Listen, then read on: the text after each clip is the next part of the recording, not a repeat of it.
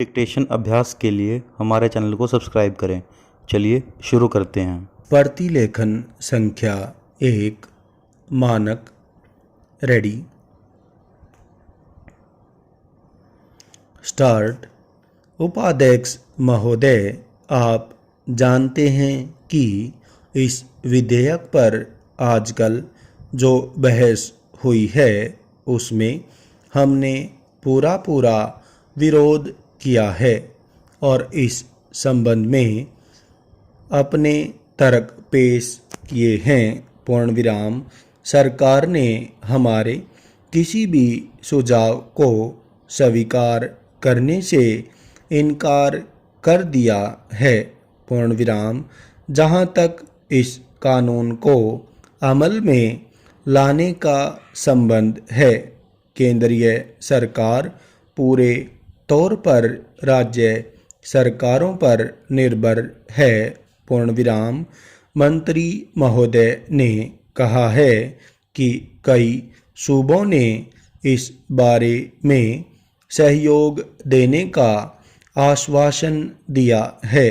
पूर्ण विराम। लेकिन मैं जानता हूँ कि कई सूबों ने इस कानून का बहुत सख्त विरोध भी किया है।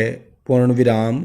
उनका कहना है कि केंद्रीय सरकार को किसी भी तरह सहकारी क्षेत्र की संस्थाओं के संबंध में अपने अधिकार को प्रयोग करने का प्रयास नहीं करना चाहिए।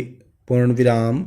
इस सुझाव को पेश करने में मेरा खास मकसद यह है कि अगर सरकार ने इस विधेयक को अमल में लाना ही है तो फिर यह विधेयक सारे देश में एक साथ अमल में आए और यह तमाम सहकारी बैंकों या सहकारी संस्थाओं पर एक साथ लागू हो।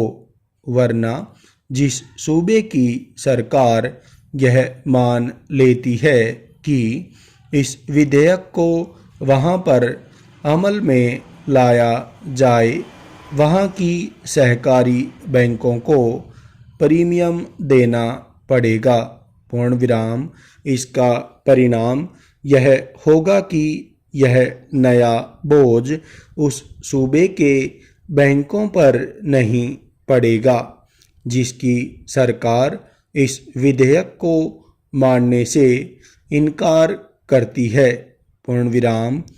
मेरे इस सुझाव को स्वीकार करने का यह भी लाभ होगा कि अगर केंद्रीय सरकार यह चाहती है कि इस कानून को किसी भी हालत में अमल में लाना चाहिए और सहकारी बैंकों में पैसा रखने वाले लोगों को तत्काल कानून का संरक्षण देना चाहिए, तो उस पर भी यह बंधन रहेगा कि चूंकि उसने इस विधेयक को 1 साल में अमल में लाना है, इसलिए यह जल्दबाजी करके इस विधेयक को पूरे देश पर एक साथ अमल में ला पाएगी।